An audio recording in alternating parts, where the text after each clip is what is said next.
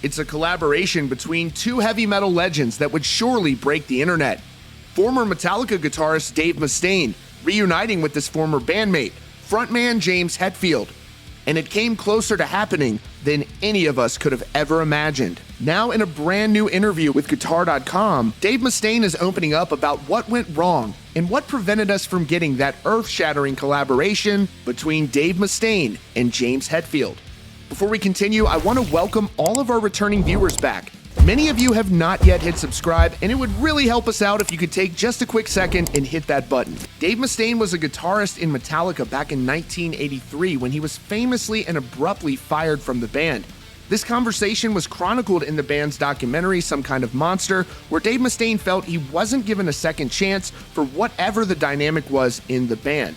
Since that time, they have made up and the members of the band have been on much better terms, but apparently James and Dave don't have a relationship at all.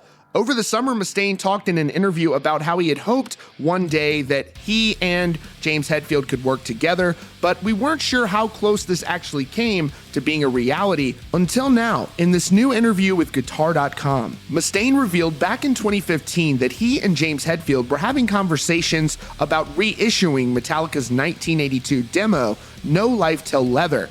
Unfortunately, those talks came to a halt after James wanted Lars Ulrich credited on the songs that Mustaine asserts he wrote. And that wasn't the only thing that came to a halt. Apparently, at the same time, they were talking about doing a project together.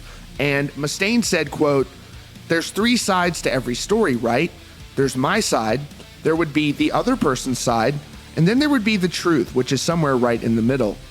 You know, oddly enough, that was one of the last conversations I ever had with James Hetfield, because we were talking about getting back together and doing a project. Something had come up about a publishing discrepancy that we had been arguing about for years and years. And I told James, "I'll do it, but we gotta get this stuff sorted out first." And he said, "Oh yeah, sure." So I said, "Now these two songs, you and me split 50-50. Lars didn't write on this song. You know that. I don't know why you gave him percentages, but I'm not.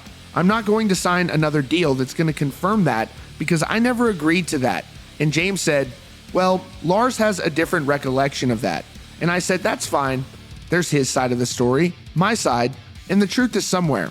And that blew his mind, and we haven't talked since. Back in September, in an interview with Vinyl Writer Music, Dave Mustaine said that he was hoping that he and James could collaborate in the future. He said, "I have been secretly hoping there'd be a day where James and I can write together again. I think the world really does want us to do that, and I think there is a pretty good possibility of it happening down the line. I do think that it's possible that one day James is going to come around, and I think that he and I are going to be able to do something together again. I guess that's one of the things that has always kept me pushing forward.